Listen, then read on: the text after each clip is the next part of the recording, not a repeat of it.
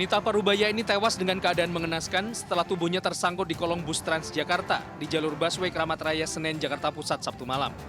Korban yang baru saja turun dari bus Transjakarta dari arah Simpang 5 Senen menuju Matraman tidak melewati tangga penyeberangan orang, tetapi menyeberang di lintasan jalur bus. Ternyata muncul bus Transjakarta lain dari arah belakang yang langsung menabrak korban. Akibatnya korban tertabrak hingga tewas dan terseret sejauh 5 meter. Sempitnya koridor busway membuat tubuh korban sulit dievakuasi. Kejadiannya itu ibu-ibu turun dari busway, langsung loncat di situ di pintu, bukannya naik ke tangga, loncat. Begitu loncat, dia orangnya keder kan, namanya separator kan pas-pasan. Akhirnya busway yang belakang nabrak, karena dia kaget dibanting setirnya ke kiri. Sejumlah warga dan pengemudi ojol akhirnya berhasil mengevakuasi jasad wanita malang ini dan selanjutnya dibawa ke kamar jenazah Rumah Sakit Cipto Mangunkusumo untuk penyelidikan polisi.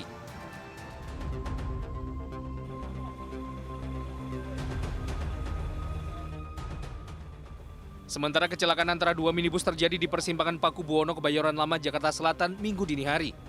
Tabrakan terjadi ketika kedua kendaraan melaju dari arah berlawanan di saat lampu pengatur lalu lintas dalam keadaan sama-sama menyala kuning.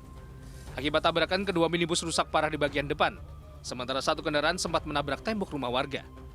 Kedua pengemudi yang tak fokus dalam berkendara diduga menjadi penyebab terjadinya tabrakan.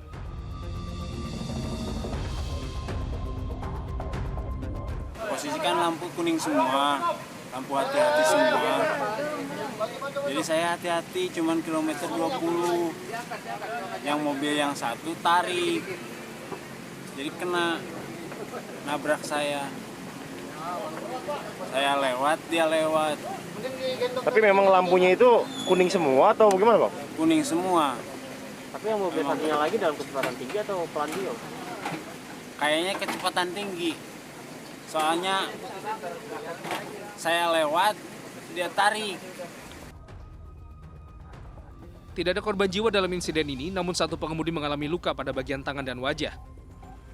Kasus kecelakaan ini ditangani unit Laka Lantas Polres Metro Jakarta Selatan.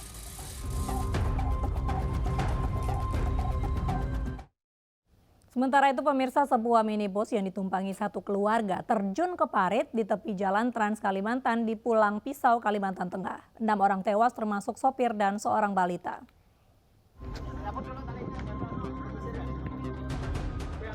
Sebuah minibus yang ditumpangi satu keluarga terperosok ke dalam parit di Jalan Trans Kalimantan, Desa Sakakajang, Pulang Pisau, Kalimantan Tengah pada Minggu pagi.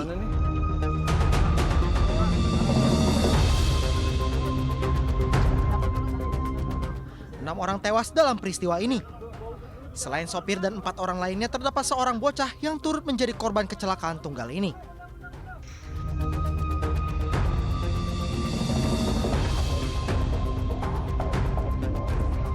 Keenam orang yang meninggal dunia dibawa ke Puskesmas Jabiran Raya untuk diotopsi. Kasus kecelakaan ini kini ditangani petugas unit Laka Lantas Polres Kabupaten Pulang Pisau. Dari Pulang Pisau, Kalimantan Tengah, Ade Sata, iNews melaporkan. Banjirop menerjang sepanjang pesisir pantai Gianyar, Bali. Luapan air bahkan menggenangi jalan protokol bypass Ida Bagus Mantra Gianyar.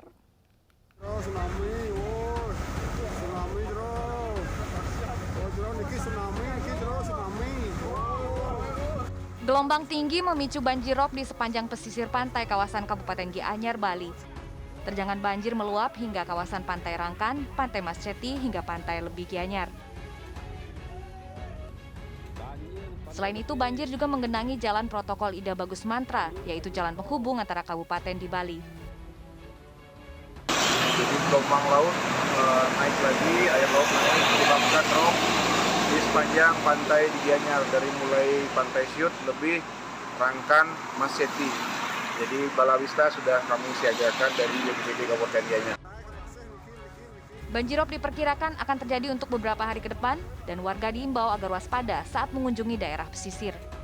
Dari Gianyar, Bali, Ketut Catur, iNews melaporkan. 3 jenazah korban penembakan KKB Papua tiba di Bandara Sultan Hasanuddin Makassar. Ketiganya merupakan warga asal Kabupaten Kepulauan Selayar yang berprofesi sebagai pedagang dan tukang kayu.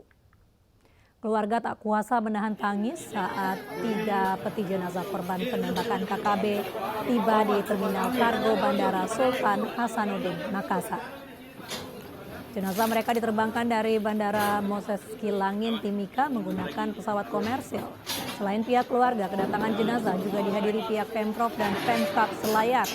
Usai diserah terima ke pihak keluarga, ketiga jenazah langsung dibawa menuju kampung halaman mereka untuk dimakamkan.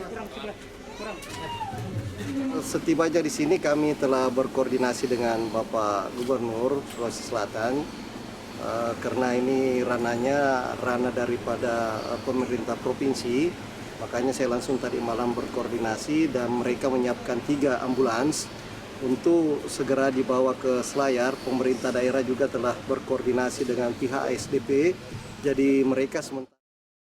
Sebelumnya ada 8 jenazah korban penembakan KKB yang dipulangkan ke kampung halaman masing-masing.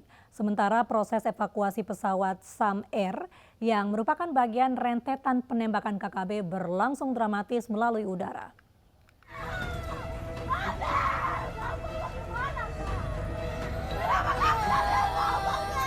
Iring-iringan ambulans yang membawa jenazah korban penembakan KKB Papua Minggu pagi memasuki Bandara Moses Kilangin, Timika, Papua.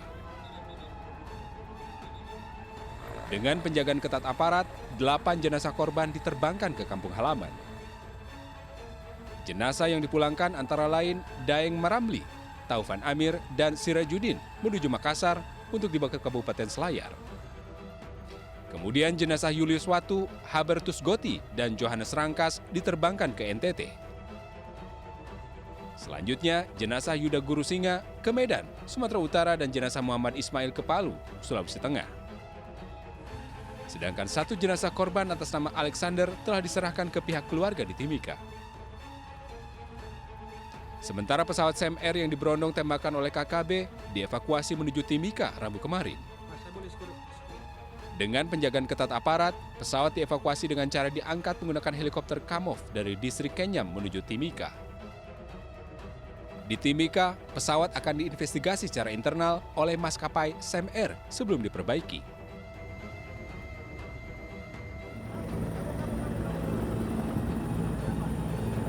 Kelompok kriminal bersenjata pimpinan Egyanus Kogoya kembali melancarkan serangan di Kampung Nanggolait, distrik Kenyam, Kabupaten Nduga, Sabtu kemarin. 10 warga sipil yang berada di sebuah warung kopi tewas akibat luka tembak. Aparat masih memburu para pelaku penembakan. Tim Liputan iNews melaporkan.